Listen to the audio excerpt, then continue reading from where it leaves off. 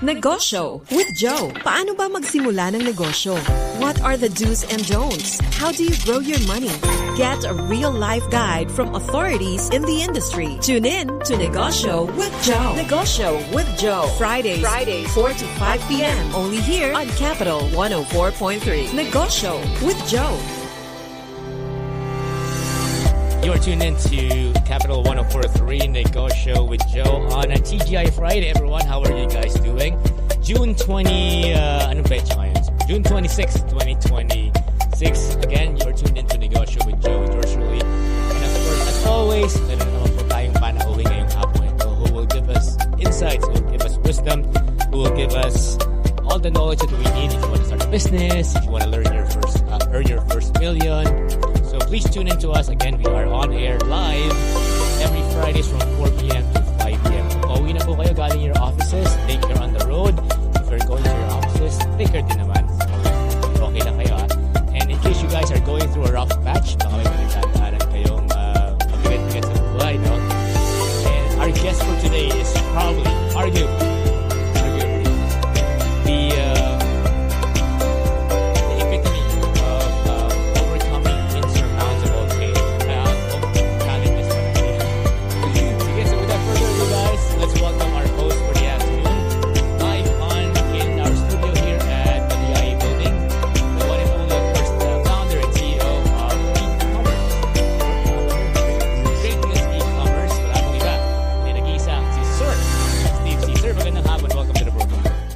hapon, Joe, and it's really a pleasure na nandito ako sa Negosyo to share my insights sa mga learnings as an entrepreneur and as a business owner. Yan. So, Sir Steve, again, sabi ko nga po kanina before we went live on air,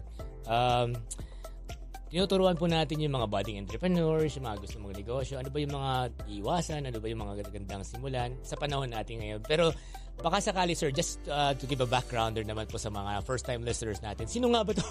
In case you've been living inside a cave or under a rock, Sir Steve, can you give us a brief background lang po, sir? So, ano po ba, sino po ba si Steve C? Ano po yung background niyo? School, business, ganun. Paano po ba ang storya ni Steve C from the beginning?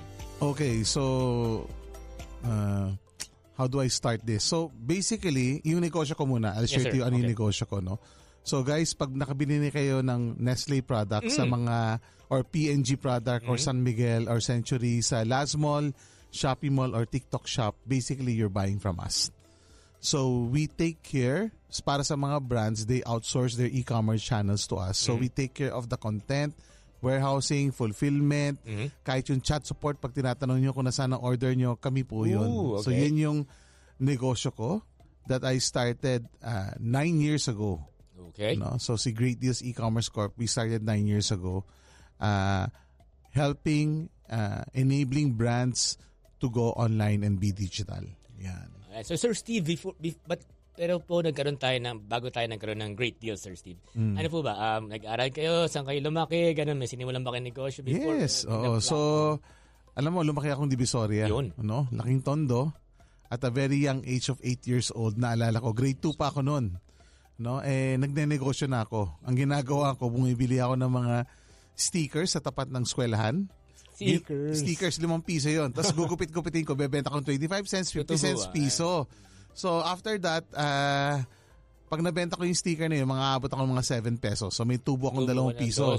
Hindi ko alam kung maalala pa ng mga viewers natin, yung Wonder Boy. Yun yung binibili ko kasi cash. Alala ko yun, sir. No, yun yung binibili ko yung kulay na sa puting packet. Pag binuksan mo, yellow round. Yun, binibili ko yun. Pag dagdag merienda lang. Sir Steve, you said 8 years old, sir. Napakabata no na. Grade 1, grade 2, ganun. Grade 2, yes. Sir, paano? Di ba? Usually, naglalaro lang kami yan sa edad na yan. Naglalaro lang tayo sa labas. Pero paano kayo na sabihin, uy, gusto kong kumita ng pera? Paano as a young kid, hindi ko lang masyadong maalala. Pero of course, I was motivated kasi parang kulang yung allowance ko. And then, pag lumalabas ako, nakikita ko yung sticker. Maraming mga klase mahilig sa sticker. So sabi ko, tingin ko, kulang rin allowance sila. Kaya nilang bumili ng piso-piso, 50 cents. So, namumuhunan lang ako. Tapos ginugupit ko yun. Tapos nilalagay ko magkano sa likod. Tapos, Syempre, mas affordable sa mga classmates ko yung mga piso-piso kaysa 5 pisong isang buong So, they choose and then, yun. Pero yung diskarte na yan, sir, di ba? Syempre parang nagnegosyo ka na yan, di ba? Parang mamumuhunan Yes. ka. Did you get from your dad, ganun, or tito, pinsan? Definitely, I grew up on a Filipino-Chinese family. No? So, parang ang almusal at saka hapunan namin, puro negosyo pinag-uusapan. I think doon ako na-influence in doing business. Yan. So as early as 7 years old, Sir Steve, as early as 8, talagang sabi mo, ay, parang, pwede kong gawin to sa magkakapera ako, gano'n. Tapos marami na akong allowance.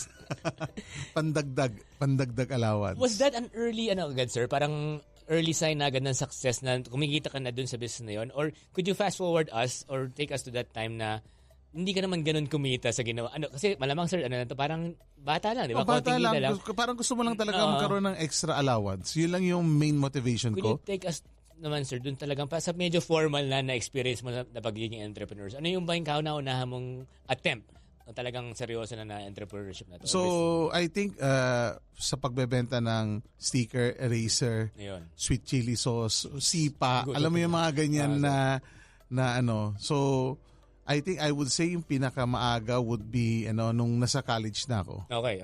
No. So lumabas yung mga yung mga Swatch and Benetton na copycat. Okay, copycat. I would admit. No, hindi siya. So, 'di ba mahal ang Swatch, mahal ng Benetton watch nung time na 'yon. And then I saw an opportunity. Namamasyal ako sa Quiapo, nakita ko, may nagbebenta na ganito. Tagalasal ako. So, bumili ako ng konti, pinakita ko sa mga kaklase ko. Pwede na. Ubus, maganda pa kita, doble, triple. So, I started doing that. So, during our break sa Lasal, I'll go to our supplier in Quiapo and Divisoria and started. So, technically, sa Quiapo muna. Tapos, nakakita ako ng wholesaler pa. So, mas lalo akong nakakuha na mas maganda. Tapos, nabebenta ko na rin ng wholesale. So nakahanap ako ng mga mga buyer ko na probinsya. Tapos binibili rin nila sa akin bulk. Galing. So even before I finish my college, may negosyo na akong gano'n na I would say side hustle ko. Tapos ikaw na rin nagpuhunan yan, sir? Ako na puhunan kasi madali lang naman. Bili ka lang konti. Tapos pinapaikot mo yung pera. Then yun. Bili-benta, ganun lang. Sinong mentor mo dyan, sir? I mean, di ba, malamang di mo naman kabisado yung proseso and everything, sa presyuhan. Meron ka bang... I think I grew up sa Divisoria.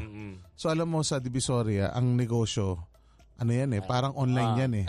When I say parang online, di ba? Lahat ng kalaban mo, nasa screen din ng tao. Okay. So sa amin, parang baliwala na yung training na makukuha mo sa Divisoria, na yung kapitbahay mo na kaibigan mo, sila rin yung competition mo sa craft mo. Is it a friendly competition, sir? Or... It is I would say it's a very competitive landscape, but accepted. Okay. So, di ba, magbabaksak ang presyo, mababa mo rin yung presyo, di ba? Mga ganun di ba? Isipin mo, pagpunta tayo ng Divisoria, punta ka ng 168, magkakatabi yun. Magkakaparehas yung binibenta, di ba? Imagine ko. So, ganun yung mindset, pero people thrive. Because you're in competition, you need to survive, people thrive. And full disclosure lang po si Sir Steve, of course, also a graduate of LaSalle. ID number 91 po si Sir Steve. Ako po 101, so she has a full 10 years ahead of me.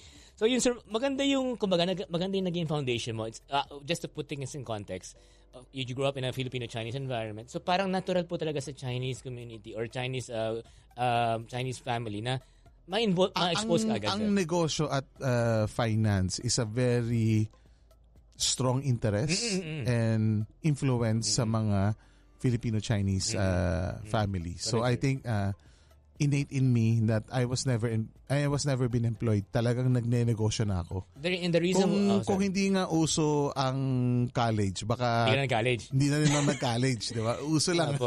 Kaya po nabanggit ko yun, Sir Steve, kasi nga, di ba, just to put things in context, sir, di ba? Karaniwan sa mga Pinoy, sa mga listeners po natin na karaniwang Pilipino, hindi ganun ka-exposure sa finances, di ba, sa pagnenegosyo. Mag-aral ka lang, tapos magtrabaho ka, and that's about it sa karaniwang typical Filipino family, sir. Pero talagang, para lang bigyan ng comparative, sir, mas maganda talaga yung na-involve ka as early as young sa isang entrepreneurial sa business environment, sir. I think it's the influence, no?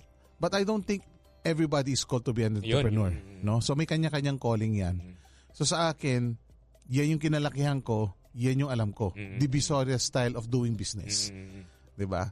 which I said divisional style because I have to pivot yung way of doing business to become more corporate. Correct. Yes. So, and sir, nagustuhan ko rin yung isang kwento mo of speaking of studying in Divisoria na minsan nag-aaral ka sa Lasal, di ba sir? Nag-aaral ka sa school. Pero pinag-duty ka ng father mo sa kwento mo ka sa mga listeners natin. Tama. So alam mo naman tayo pag pasensya na mga taga-Lasalista, di ba? We feel entitled. Yun. No? So, one day, my dad asked me to go to Divisoria on a Sunday. Piko na ako kasi syempre ayaw ko magtrabaho ng linggo, di ba? Papahinga, nag-aaral ka to. Sabi ko, pinaaral mo pa ako sa Lasal. Tapos papabantayin mo lang ako ng tindahan, no? It was pride, definitely. My ego and entitlement. But looking back, I realized the importance of that value of working, learning to, have your hands and feet wet, dirty, so that you go to the crunches. Hindi mo lang titignan overview, but also knows how you really operate a business. That's my next point actually, sir. So, doon duty ka sa tindahan, sir, would you really say na talagang mas maganda na alam mo yung nangyayari sa proseso sa Reno kaysa yung outside looking in ka lang, so hindi ka nakikisali sa negosyo? Mas maganda ba yung sir na talagang on the ground ka? Alam, especially if you have plans of doing your own business. Hindi ka naman pwede magpa-BS sa tauhan mo na binobola ka lang, hindi mo rin kasi alam kung anong ginagawa. So at least if you know, ako sa negosyo, I just need to know a little bit overview para hindi ako ma-BS ng tao ko, di ba? So at least sir, for those who are listening na gusto mag-start, talagang siguro when you're especially if you're starting, Sir Steve, di ba? So, talagang mas okay na hands-on talaga. Definitely, kasi you need to know the ropes so that you know how to handle and sa dami ng problemang dumadaan sa negosyo. No? Ako na nga nagsasabi, I've been in business for more than 40 plus years of my life. Ang negosyo talaga hindi yan para sa lahat. Kasi it takes a different kind of will, a different kind of person, risk taker, para yung kaya mong hindi magsweldo ng 2 taon, kung ano man kinikita lang, kung anong sapatos, pero yun yung mga sacrifices you know most entrepreneurs do.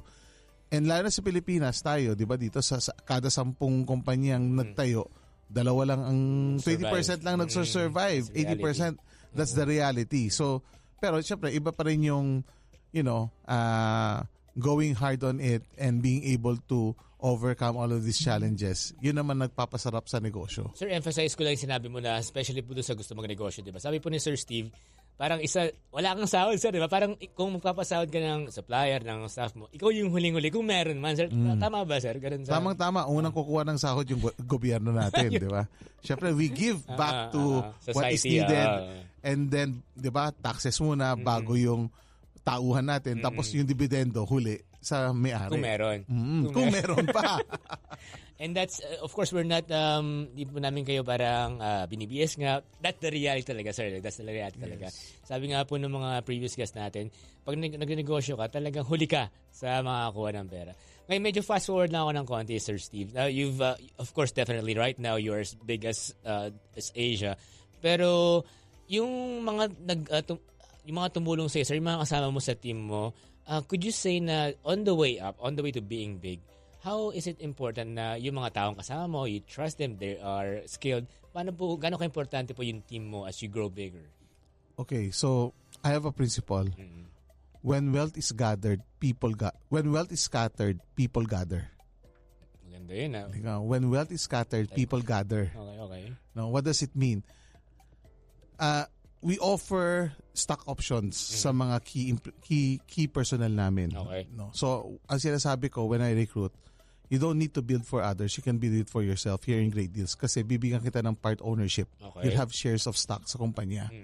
And so I think that's how I view, because there is no such thing as a one-man show.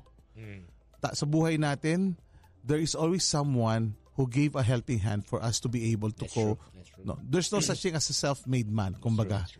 Each and every time, you can pinpoint in your life na ito mga taong tumulong sa'yo na walang kapalit, kaya nandito ka ngayon. Nakatouch yung ganun, sir. Diba? So sa akin, that's how I view it. No? We are a team and we need to grow together. No? So sa akin nga, if, I a framework on why we do business. And I call it the 4Ps. Yan, sir. Gusto ko yan. Sige nga, Gusto sir. mo ba marinig, Joe, yung 4Ps? Para po magkaroon tayo ng puto lang sa ating YouTube. So, sinabi rin ni Carlo to, sir, na meron siyang yung 4Ps mo nga. Hindi po ito yung 4Ps ng gobyerno. Sa mga listeners natin. Ibang 4Ps po ito. Sige, i-cue ko lang, sir. Sir Steve, ano po yung principle mo na tinatawag na 4Ps in business? So, a 4Ps of a mission-driven business. Number one, a business needs to be profitable. No? Maraming tao, they cannot differentiate between a business and a ministry or an advocacy or even a party or a charity or a hobby. No, a business needs to be profitable. Second P, a business needs to have a purpose. No, so profit, purpose. Marami nagtatanong sa akin, Joe. Ha, Steve, bakit nauna yung profit? Bakit una yung pera bago yung purpose? 'Di ba? No, so tingin niyo bakit, na? Paano ka makakatulong kung wala kang pera? Yun? So, paano mo magagawa yung purpose mo if it cannot be sustainable? And profit will help you sustain that purpose. No, that's why inuna ko yung profit. Then you have your purpose. What makes you sleep late at night? What makes you wake up early in the morning? Kailangan na you have a very strong purpose. Kung ang purpose mo lang gumawa ng pera, it will not last. Number 3 is how can we bless our people in the way we do business. So, profit, purpose, people. blessing our people. And last is assisting our planet. Planet. Bakit may planet dyan, sir? Kasi para sa next generation, if we will not do the right business, if we will not protect our resources, ano pa ibibigay natin sa next generation? So, it's profit, purpose, people, and planet. And when we do decisions, we want to make sure na pasok siya dito sa apat. Is it profitable? So, ang purpose namin is to help uplift Filipino lives through the digital economy. Yes, sir. So, digital economy, yung magtatayo ba ng laundry shop, part ng digital? Hindi. So, hindi ko yan papasukan. Parang ganyan kasi kailangan strong yung purpose mo eh. And then, eto nangyari a few years ago, ang dami nag-lay off ng tao. Yes, sir. So, tinanong ng investor ko sa akin, gusto niyo ba mag-layoff? Sabi ko, hindi ko kailangan mag-maximize ang profit. I can optimize my profit, but I can still bless my people. Kasi nga, di ba? It's not about maximizing profit. It's about having these 4Ps. Right. Same framework. So, yung mga environmental, yung mga bubble wrap na ginagamit namin, recycle. Alam mo naman, di ba? Sobrang lakas ng bubble wrap sa e-commerce, pero nakakasira rin yun. So, part of assisting the planet is to have renewable, recyclable products so that it helps the planet also. So, kailan mo na yan? Kailan mo na invento? Hindi ko ito na-invento, natutunan ko to. Natutunan ko to sa mga seminars na attend ko, no? Na business as a mission, no? Doon ko natutunan tong 4Ps. Sabi ko, I would like to follow this framework. Yun. Sir, ang dami, no? So, for you guys listening right now on our station, parang ang daming information agad. Sir, 10 minutes pa lang tayo, sir, parang yung mindset mo, parang you are really cut from the rest. Parang hindi ka talaga pang empleyado. Para pang entrepreneurship ko talaga. And sabi mo nga, I think I've heard ako this. Kasi naniniwala ako, entrepreneurship really helps the economy ng Pilipinas. Alam mo, the more, it's a challenge in the call out sa mga Pilipino. Being an entrepreneur, doing it the right way will help rebuild our economy for a better Philippines talaga. Sir, did you, my question is, sabi mo, you have to be insane. I think it was with Chinky. Kay Boss Chinky mo na sinabi na you have to be insane just to keep on going. Kasi as much as you are explaining na marami na tayong negosyo ngayon, malaki na, pero yung mga pagdadaanan mo in a business, sir, di ba? Di ba, it's as real as it gets eh. I mean, mamaya ako sabihin yung elephant in the room. Pero sir, di ba, the mindset, the positivism, ang entrepreneur, parang insane nga, parang gano'n, sir. So, kasi we were trained sa school not to fail. Ooh, diba? That's a good saying then. Okay. But para sa akin, and for our viewers, failure is not a person. Failure is just an event. And it's okay to fail. Okay. And it's okay to fail. Bakit? Pag nagkamali ka, it's not the end of the world. At hindi, it will not define you. It is just an event. Two things. If ito yung lessons na kailangan kong i-share sa mga viewers natin pagdating sa business entrepreneurship. Yes, sir. Two things that you need to have. Overcoming the fear of failure and overcoming the fear of rejection. Okay. So, overcoming the fear of failure and overcoming the fear of rejection. Kasi yun yung two things that can make things happen. Kasi kung may fear of failure ka, you will not execute. Mapaparalyze ka. Mag-overthink ka. Fear of rejection, hindi mo malapitan kung maganda ba tayo mabalik. So pag wala kang benta, wala ring negosyo, di ba? So those two things, if you are able to overcome it, yung mga adversity na yun, you become a better person. Wow, and we are just 20 minutes into the show, everyone. Again, so we have on inside the studio, Sir Steve C. of Great Deals E-Commerce Corporation. Napakasiksik liglig na agad, Sir Steve. Namusapan natin, nasa 20 minutos pa lang tayo. So ito na, sir. Before we have our first break, and a lot of people listening right now, because on our Facebook page, sir, yung pinaka-header namin, sinabi namin doon. Anong header nyo? From 32 million in great debt to great deals. Parang ganun yung pasok namin, sir. So, ang gusto po malaman mainly ng ating mga tagapakinig, sir, bakit ba't ka nagkaroon ng debt or backlog ng 32? Tapos, can you give us, lalo na sa mga nakikinig na may utang na 1,000 lang katulad ni Abby, paano ba yun ang naging approach mo, sir? Kasi di ba utang is real. Ito na, sir, utang to, no? So, again, paano po ba nangyari yung medyo lumaki yung backlog natin, yung debt natin, and then, ano yung style mo, sir? Ano ba yung atake? So, medyo isa-summarize ko yes, to. Sir, pero yes, kung sir. gusto yun ng buong kwento, you can buy the book at Lazada, Shopee, or TikTok Shop. From Great Debt to Great Deals. Yes, sir. Ayan, may segue pa, yes, no? Correct, sir.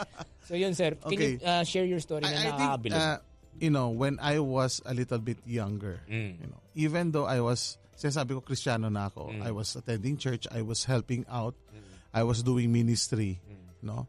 I still covet a lot of things.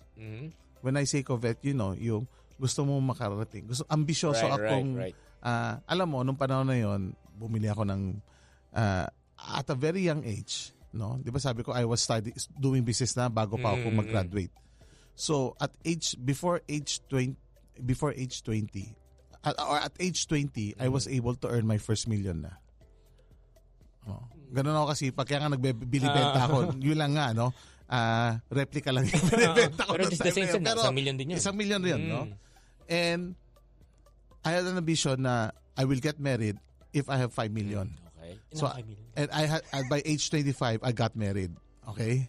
So, ganun ako ka-ambisyosong tao. I want to get rich as soon as possible. Okay, as soon as possible. Alam mo, yun yung downfall ko rin. Alam mo, we have this mindset of we want to everything gusto natin instant. Get rich quick attitude. Alam mo, yan yung problema natin sa mga Pilipino, di ba? Lahat instant noodle, instant mommy, instant jackpot, di ba? Kaya nga, yung online gambling, maano yan. Controversial yan and everything, no? So, I made some investment na kailangan ko ng malaking kapital. Yes, sir. So, nung time na yon, I need to raise $400,000. In pesos, sir, magkano? That's around 20 million pesos nung time na yon, no? So, para magawa ko yun, umutang, kasi may 5 million na ako, di kulang pa ako, di umutang ako. Tapos, na-scam ako dun sa investment na yun. So, nabaon ako sa utang. Pero ang masama, Joe, hindi pa yan tapos, hindi ko matanggap na na-scam ako. So, ang ginawa ko, pumatol ako sa mga high interest bearing na mga scam lalo. Hindi siya loan shark, sir. Iba ba? Hindi, yung mga uutang ako na tapos bibigyan 5%, ganyan, mas matataas sa mga interest, diba? Yung mga ganyan. Loan shark nga. So, basically, lalo na ba ako sa utang, kaya umabot akong 32 million. Hanggang isang araw na lang, sabi ko, yung parang uutang ko dito, pangbayad dito, iniikot-ikot ko. Kinakaiting ko Ang tawag doon, kiting, di ba? Yung uutang ka dito para ipasa dito, ganyan. Hindi, it took around 5 months kung ginagawa yon. Hanggang sabi ko, hindi, lalong bumaunaw sa utang, lalong hindi ko na kaya, hindi ko mabawi. Yes, sir. No? So I called up my pastor. I still remember that day. Sabi ko, Pastor Peter, ito yung sitwasyon ko. I'm in so much debt. People are calling me. And I want to declare bankruptcy na. Insolvency na. Sabi ko, hindi ko na kaya. Ang advice niya sa akin, sabi niya, Steve, even if it takes you a lifetime to pay off your debt. And I said, sige, Pastor, even if it takes me a lifetime, I will pay off my debt. Ito yung scenario ko. I have around 30 plus people calling me up because I have 30 plus creditors nung time na yun. And I cannot pay I cannot pay right away because I don't have enough income to pay all of these things. Paano, sir? Ang ginawa? Diba? So, ito yung ko. So, ito muna yung attitude ko. Mindset. Palaban ako diba? Sabi ko, 2 taon yan, kaya ko yan, ganyan, lalaban tayo, diba? Kita tayo, ganyan, no? But, umabot na ng 4-5 taon, nagbabayad pa rin ako ng By utang. that time, No? sir, yung mindset mo, parang nakaka-depress siguro yan. Yes. I got depressed, I got discouraged. Kasi literally, ito yung scenario sa bahay. And even I still remember, I still get, naiyak ko. Sorry, sir. Parang ganun. Kasi it was really true in my life. Ang pinapakain kong bigas sa mga anak ko, NFA rice. So ngayon pa noon, guys, yung ayuda rice yan, di ba? Tawag nila. Yung maraming bato. Yun talaga. No? And there was a point in time, ito yung mga vivid memory talaga sa akin na nasa bahay ako, dumating yung kamag-anak ko, tita ko. Sabi niya, bayaran mo na ako, sinisingil. Sabi ko, tita, kung anong gusto mong kunin sa bahay, kunin mo na. Kasi wala na talaga akong pera. I have this Nara na table and chair. Kinuha niya. On the spot? On the spot. Diba? Ganun, Makabawas lang. ha? Makabawas lang. Pero syempre, tinasan ko yung presyo para mabawasan, diba? Kaya gusto ko rin magbawas ng bayad, eh. Wala akong hinanakit. Syempre. I'm just giving you that scenario na ganun talaga hirap ng buhay. I was earning good. No, nasa insurance industry ako noong time na yun kasi wala kang puhunan kaya pwede ako sa insurance, diba? But yung utang ko, pambayad ng utang ko, sobrang laki. So 5-6 years na, wala pa sa kalahati yung binabayad ko. Isipin mo. So ano na yung feeling mo nung time na yun, diba? Na-imagine ko lang, diba? Oo, sir. No? And I cannot see the light at the end of the tunnel. But I was thankful na number one, I have a very supportive wife that did not left me. Ay po, shout out. No? Hi, honey. Ayan. Number two, I have a very good support sa discipleship group ng church namin. That's good. That has encouraged me to move on. And I like to share this Bible verse. Okay lang ba mag-share? Yeah, of course. So, nakasulat sa Biblia sa Romans chapter 5, verse 3-5. Rejoice in your suffering. Uy. Because suffering produces perseverance. Perseverance produces character. And character produces hope. So I was hopeful that one day, God will change whatever situation that I have during that time. And you did, sir. In how many years? Before we have our first break. It took me 12 years to be able to pay off all of my debt. Sa mga nakikinig po, para sakaling meron kayong problema sa tenga. So yung utang po ni Sir Steve, baka nahinaan sila ng loob, sir, di ba? May mga utang sila. So si Sir Steve po, do not give up. Yeah, do not give up. So inabot po siya ng more than a decade, sir. Yes, 12 years. So 12 years. may ano yan may study nga yan kasi it took pwede kang studies. Hindi kasi di ba, ang tawag ko dyan, my desert experience. Sige sir, explain mo nga yung desert experience. Desert experience is something na, di ba yung Israel, nagstay sa desert for how many years? 40 years. Sabi ko, Lord, wag naman katulad ni Moses na umabot ng 40 years. Oo, sobra naman. No? Kahit kay Joseph lang, 12 years. So yun nga. Yun yung prayer ko talaga. Kasi 5-6 years, di mo pa alam kung ano mangyayari, di ba? So yun yung prayer ko. And after 12 years, I was able to pay all of my debt. And then, doon ko lang nakita yung opportunity sa e-commerce. Yan. So, timing talaga yan. So, Sir Steve, I'm gonna pause you right there kasi mag-break lang tayo ng panandalian. But just the same, again, for those listening to us on their cars, on their frequencies, pwede rin po tayo sa cellphone, Sir Steve, by the way. Just download the app, PBS Receiver app on Google Play Store or the Apple iStore para pakinggan nyo kami. Mag-break lang po si Sir Steve kasi for those na nakikinig po sa radyo, in person po medyo teary-eyed talaga si Sir Steve. I'm so sorry, Sir Steve, that you have to recall those traumatic memories. Pero yun nga po, so please don't go away, don't go far. Magpapatugtog muna tayo ng music. Ayan, so requested by our guest today, coming from Ed Sheeran back in 2014. Sakto, sir, ang taon ng e-commerce. This is Thinking Out Loud, only here on Negosyo with Joe on Capital 104.3. You're still tuned in to Capital 104.3 Negosyo with Joe, guys. Again, a beautiful Friday afternoon, 4 p.m. to 5 p.m. po tayo. Hopefully, you have made Negosyo with Joe your daily, hindi pala daily, once a week habit every time that you are on a weekend para matuto po tayo ng mga bagay-bagay sa mga, of course, household names, industry leaders, yung mga talaga pong pwede nating sabihin success stories na po sa ating larangan, iba't ibang larangan that is. Okay? So again, wag na tayo magpatumpik-tumpik, Sir Steve. Welcome back to the show. Ang, of course, founder and CEO of Great Deals E-Commerce Corporation, Sir Steve C. Sir, magandang hapon ulit. Good afternoon ulit to all the viewers. And listeners, sir. And listeners pala, yeah. Yes. Okay. So para po again, just to give benefit sa mga hindi nakakakilala kay Sir Steve, baka lang po hindi nakakalam. Yayabang lang tayo ng konti, Sir Steve. So again, sir, you are the CEO and founder of Great Deals E-Commerce Corp. kamusta na po as a Filipino company? Kamusta na ang ating company ngayon? Yeah. So we're quite excited and happy in this phase of our company's life, no? So a little bit Yes, sir. bit of our accolades, no? So Great Deals, number one, we were the first startup sa Pilipinas that was able to raise a Series B. Ano yung sabihin yan? Yes, ano yung sabihin? We had a financial institution investor that invested in our company for $30 million. Okay. No? So, we were able to grow and accelerate yung negosyo namin. No? So, isa yun kasi dati, walang nagsi-Series B pang startup sa Pilipinas. So, we were the first. The only and The first.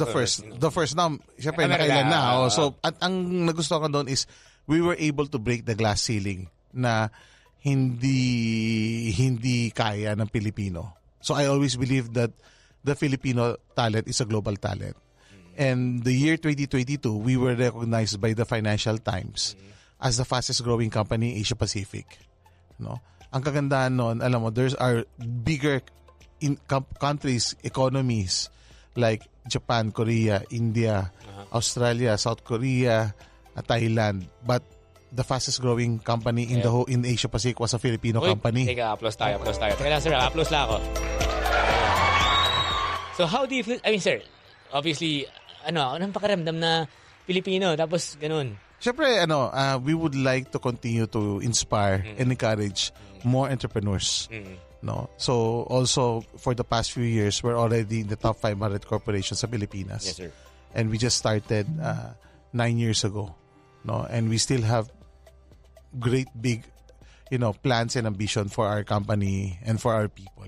Sir Steve, again, congratulations from us here at Negosyo Thank with you. Nakaka-proud, di ba, sir? Nakaka-proud na at least merong Pilipino na umaakit dyan sa kanyang klase ng stage. Sir, bago ko itanongin yung next question ko, parang ikaw, I mean, of course, we're not that old naman. How important it is for an entrepreneur or a business owner that is, na dapat every time na may opportunity matuto, open ka sa learning. Hindi yung tipo, alam ko na yan, di ba? Hindi ganung attitude, sir. Gano'ng importante na learner attitude talaga? Alam mo, ako, kaano ka-importante? When I hire people, kailangan meron silang ganun eh. No? And it needs to be part of our culture. We need to model what we want to have as an organization. Kasi ako, Joe, ang pananaw ko sa negosyo, parang nasa gera ka. Yeah. We are at war. Yes. And yung mga staff mo, yung mga colleagues mo, yan yung soldiers mo eh. And if your soldiers doesn't have the right equipment, and doesn't have the right training, paano tayo mananalo? Right. Kung tinitipid natin yon. So ako, I invest on the right skills, I invest on the right tools, and I invest on the right trainings of my people so that pag lumabang kami, panalo kami. Angat. Di ba? Parang ganon. Yan yung mindset. No? That's why learning never stop. Kasi sa akin, consumer behavior keeps on changing. Yun nga, sir. Yun nga yung next question. Diba? And if we don't know how to adjust, we will fall behind. Diba? Sabi nga nila, ang Kodak, isa sa di ba Kodak, pinakamalaking... Mga hindi pa nakakaalam, ha? Kung ano yung Kodak, no? sorry po sa mga Gen Z, sa millennials. Ay, Gen Z and Alpha, sir. Ano po yung Kodak, sir? O sabihin na yung Nokia na lang. Nokia, Baka yung Nokia, di ba? There was once, in the face of the history of the company, that they own 80% of the whole cell phone market. Correct. Tama? But where are they now? Alam mo paano sila nawala? Because they stayed status quo. They don't want to innovate. They don't want to adapt to the different consumer behavior. So that's and right now, nasaan na si Nokia? Wala na. So, isa talaga sa prerequisite, sir, parang yung nga sa course natin, prerequisite talaga or requirement talaga as a business owner, especially if you want to grow big, and dapat may learning talaga, sir. Learning definitely. Kasi yung nga sabi mo, sir, yung consumer behavior, sir, speak of... Alam mo nga, yung panahon na kasi panahon namin, hindi uso ang mentor. Correct. O yun nga, sir. Diba? So to lang, na-realize ko, nung panahon lang ni Millennial tsaka Gen Z, ang may mga pa-mentor. And I think it is a very good practice. Kasi ako, ang tawag I have disciplers, no, that I view these people that ito yung buhay nila, I want to imitate, or even I'm aspirational ko sila na magaling magnegosyo, mahal ang pamilya, and I reach out to them so that I can learn from them, no? And one of the best way for you to grow and accelerate your business is to find a good mentor. Yan talaga ang isa sa mga, di ba kanina sinabi ko, overcoming fear of rejection, fear of failure. Ito yung lesson number 2. Find a very good mentor. Actually, doon po sa mga nagtatanong na, paano ba makontak si Sir Steve? Full disclosure po, tinanong ko na siya ba pwede siya maging mentor ko sa negosyo. Anyway, mag-pivot lang ako, Sir Steve. Ito na ko, we have about 15 minutes left before our program ends. Ngayon naman, Sir, let's go down to specifics naman. Lalo na po, Sir Steve, sa panahon natin ngayon, 2026, Sir Steve, sa mga gusto magnegosyo, meron ka bang, Sir, top 5 or top 3 talaga na advice para sa mga startups, sa mga maliliit na magnenegosyo? Meron ka bang ganun, Sir, na listahan? Alam mo, ang sa akin, sige, meron akong isi-share. Yung 4Qs. 4Qs naman, kanina 4Qs. Kanina ito, 4Qs, di ba? Ano yung 4Qs, di ba? Nung bata tayo, may tinatawag tayong IQ. Intelligent quotient. Pag mataas ang IQ mo, you tend to become good. Di ba? And then lumabas yung EQ. Emotional quotient. Tama, hindi yung diaper, guys, ha? Emotional quotient, no? How we relate with others will know how we can be successful. Okay. So when you have a great IQ and a good EQ, you become good. Okay. Tama? So, previous years, I always say, kailangan mo ng third Q. Ano yung third Q? Yung AQ. Ano yun, sir? Ano yung AQ? Adversity quotient. Adversity quotient. Sige, sir, expound, please. So, learning how to adapt on overcoming challenges. Learning how to adapt. Obviously, alam mo yun, sir. Diba? So, yun yung ano. When great deals, nung pumasok yung pandemic, most of the people, what were they doing? Dancing on TikTok. Totoo naman. Our company, hindi kami nag-close na inisang araw. People were afraid kung ano mangyayari sa sitwasyon. I have tens of people sleeping in our warehouse, tens of people sleeping in our head office. Bakit? They're willing to give that sacrifice for the better good of our kababayan. Bakit? Nice. Kasi we made a battle cry. So I created a war room sa group chat namin. And sabi namin, ito yung we want to help our kababayan kasi pag lumabas sila, bumili ng item, pwede silang magkasakit. We are the first line na just order online. So nagkaroon kami ng sense of purpose na will help our kababayan overcome it. Kaya nagkaroon kami ng adversity quotient na kaya naming labanan yan. No? At sa negosyante, marami kang adversity kailangan daanan. Then, pag baliwala na yan, hindi ka na emotional, parang, nagawa ko na yan. Diba? Then you develop your adversity quotient. So, IQ, EQ, AQ. And the last Q, sir, is? So, ito, dati, tatlo lang tinuturo ko. Pero may na-realize ako.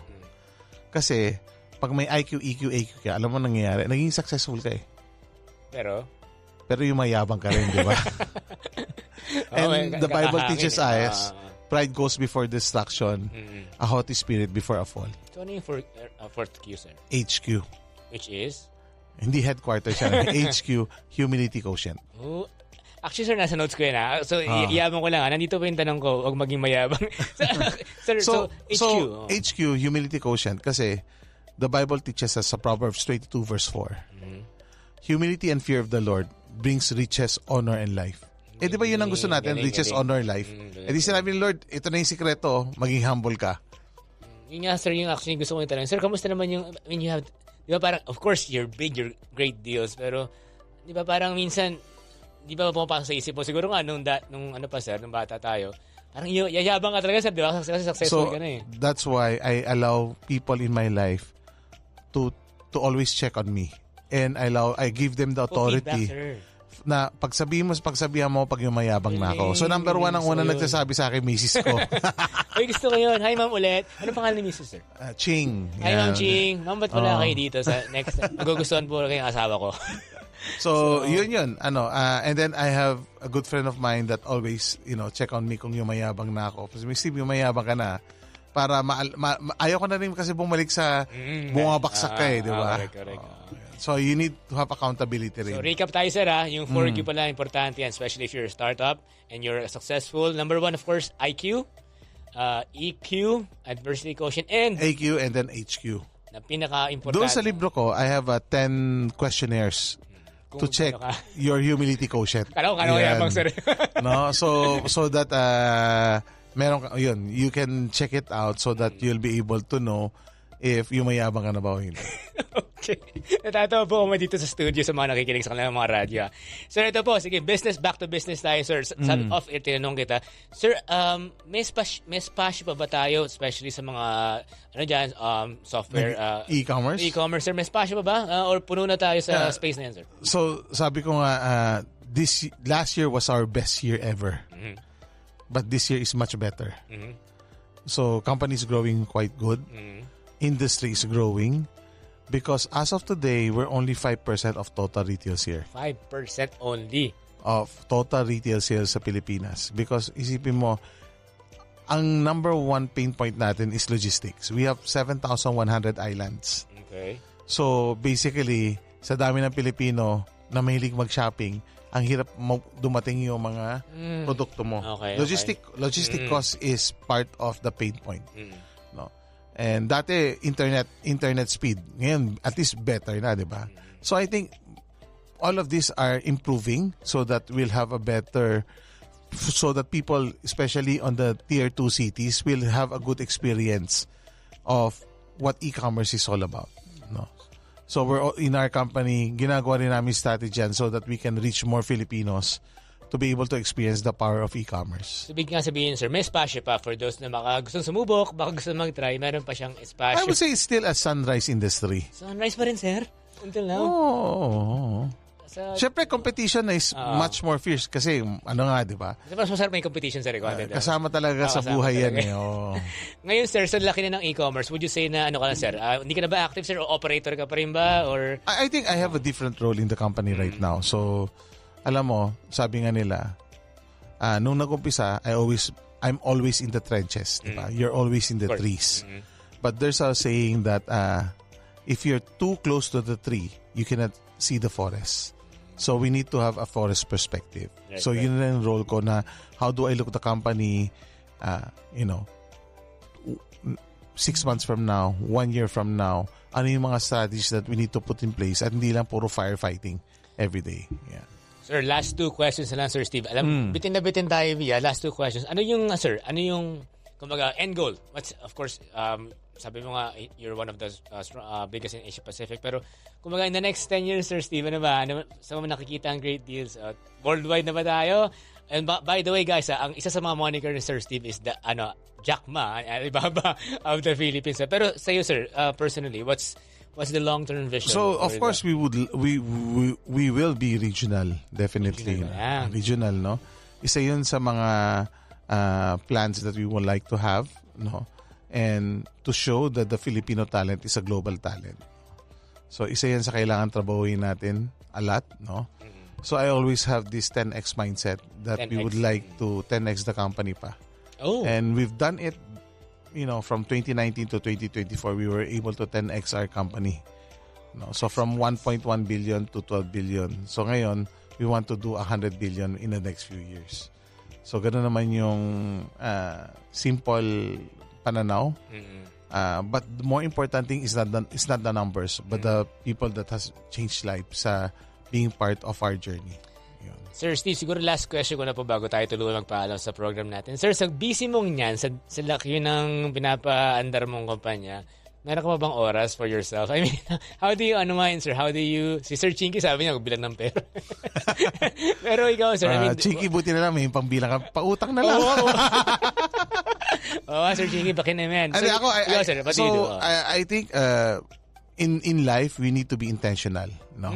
So ako, I value family life. I value my family. So I do date my daughters. Nice, spend time with them. Lalo na, alam mo, mahirap na pag yung mga anak mo, baka may magbigay lang ng Starbucks, bumigay na di ba? So kailangan ko rin, I want to make sure that, they grow very well. I'm able to love my wife. No? So I always believe na no financial success is worth it if you don't have a very good family. Ay, gusto ko yan. And we need to be intentional about it. No. So sa akin, yun yung sacrifice that I have to make so that we'll be... So hindi naman kay lahat puro negosyo pinag-iisipan. Correct, And we serve sa church, so that we, advocacy ko talaga is to help multiply more entrepreneurs here in the Philippines. And, Sir, di mo so family life lang talaga? Meron ka bang, sir, swimming gano'n or biyahe? Okay, ganyan, so diba? buti na lang nasa radyo tayo. So para hindi yun nakita yung katawan ko, no? So wala akong exercise eh. So, Pero sir, ang hobby ko, no, I collect mahjong sets. Uy, mahjong. Oo. Ano daw yung mahjong, sir? Sabi. Ano daw po So yung it's a mahjong? Chinese, parang yan eh. Paki-Google na lang or i-chat GPT nyo. Pero yun yung, isa sa mga hobby ko, no? So, yun. I play mahjong and I collect mahjong sets. Yeah. Alright, sige. On that note, guys, may singing question. Sir Steve, last na lang daw. Especially sa mga bata ngayon, gaano ka-importante yung word na patience? Can I end with a story? Of course, sir. Go. Di ba napag-usapan natin na mahilig tayo mag-instant noodle, instant get rich quick? I like to share the bamboo tree principle. Yes, sir. No? Alam mo, all of us, sa mga listeners natin, nakapagtanim na tayo ng monggo eh. Tayo. Diba? Lahat yan. Lahat nakatanim monggo. Nagtanim ka ng monggo sa lupa, nagtanim ka ng monggo sa tubig. Correct. Tama? Grade 2 tayo nun eh. Tama? At in just the next day, may plant ka na. Correct. Instant. Ang tanong ko, pero, pag nagtanim ka naman ng sambagita, seed, it will take a few weeks bago magkaroon ng puno. Tapos, bubunga na ng sambagita flower. Pwede ka na magbenta ng garland. Tinry ko yun eh. Pangit lang yung sambagita. Alam mo naman tayo mga, parang, fast fight, marami nagbebenta niya. Paano nakagawa niya? So, nagtanim din talaga ako ng sambagita. Okay. Nagawa ko yun. No, for a bamboo tree, when you plant a bamboo, for the first 5 years, feeling mo, ganyan lang. Tataas lang siya ng ganyan. Okay. Parang 1 to 2 feet lang. Okay. But after 5 years, it grows to 100 feet immediately. No? And it can overcome storms, typhoons.